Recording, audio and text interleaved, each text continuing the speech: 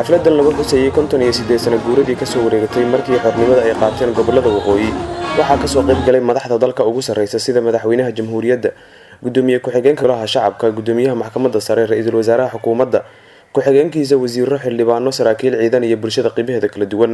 mas'uuliyiinta bulshada la hadashay dhammaantood waxa ay tilmaameen in Soomaalida midnimo looga baahan yahay si loo gaaro waji iftiimin kara halka la hiigsanayo oo ah dawlad awood leh iyada oo la istixgelinayo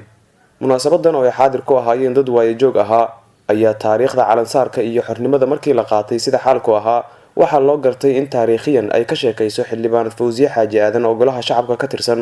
waxaa dhalatay madax banaanidii u horeysay ee Soomaaliyeed oo loo damaashaaday waqtiyo fara badan waxaa lagu soo dhaweeyay suugaan la tiriyay oo abwaano badan ay waaweynay wax ka tiriyeen waxaa laguma soo koobi karo halkan abwaanadaas laakiin waxaan ka xusi karayaa hadda timcadda saynu arkaynay qaasim yuusuf xaaji aadan cali sugulle cabdulaahi qarshe axmed xaaji aadan balaayo cas iyo kuwo kale oo badan dhammaantoodba ilaahay u naxariistay habeenkaas sida la sheegay waxaa da'aya roob aada u mahiigaan ah haddana magaalo iyo miyi waa laga wada yimi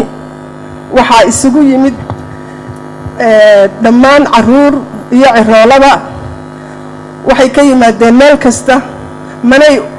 ka tegin goobtii calanka laga taagayay way wada taagnaayeen waxaa habeenkaas siduu aynu arkaynay uu timcadda ka tariyey sareeyow manusqaanow siduu aan eegay ka nasiib ka nasaar waxaa igu maqaalo ah in habeenkaa dad badani ay suuxeen farxad daraaddeed sidaas oo kale dadkii haldoorka ahaa ee goobta ka hadlay waxa ay qireen in 1960kii gugii u curtay Soomaalida laga dhaxlay xornimada maanta markii waqtiga calansaarku soo dhawaaday 12 saqdii dhexe ee xalay oo daqiiqada dhiman waxaa khudbad jeediyay madaxweynaha jamhuuriyadda federaalka Soomaaliya mudane Maxamed Cabdullaahi Farmaajo isagoo yiri xornimada maanta aan ku naaloonayno waxaa loo daadiyay dhiig dad Soomaaliyeed oo naftooda jeclaa balse inaga naftooda noogu deeqay si aan u xorowno halgankii ugu horeeyay halgamada Afrika uu bilaabay Sayid Maxamed Cabdullaahi Xasan oo ka bilaawday gobolada waqooyi oo aan ognahay inay yihiin dad wadaniyiin ah oo mar walba aan ogolaanaynin in la gumaysto ama gumaysi aan ogolayn qorisu dhiibkaas muddo 21 sano kadib markii uu dhintay Allah u naxariistee waxaa qorisu dhiibkaas la wareegay SYL oo iyada naftigeedii ay dhiseen dhalinyaro 13 ah oo ku dhisay malaadiida xornimo doonka oo wadaniyad leh oo dal jecel leh naaloonayno waxa weeye xorriyo lagu bixiyo dhiig iyo dhaqaale lagu bixiyo waxaan aaminsanahay dadkii waagaas joogay inay naga fiicnaayeen hadday hadda noolaan lahaayeen ma aqaan sidii ahaan lahaayeen waxaan soo sheegayaa in loo baahan yahay inay tahay waqtigeedii oo inaan wax ka baranno maanta waxaan joognaa guul maxaa yeelay guushaas waxay ka bilaabatay 1960kii markii waqooyi iyo koonfur ay isku darsoontay maanta waa 26 beri ka bacd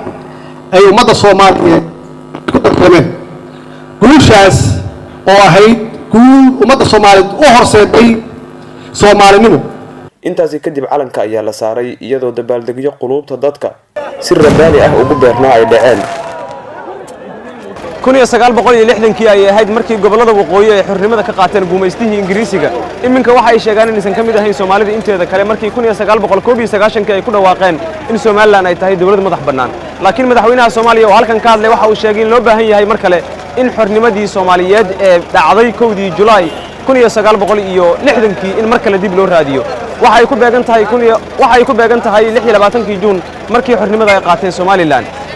علي هذا المؤمن جوب جوب تي في حرمت الدولة ده هوسي مقدشو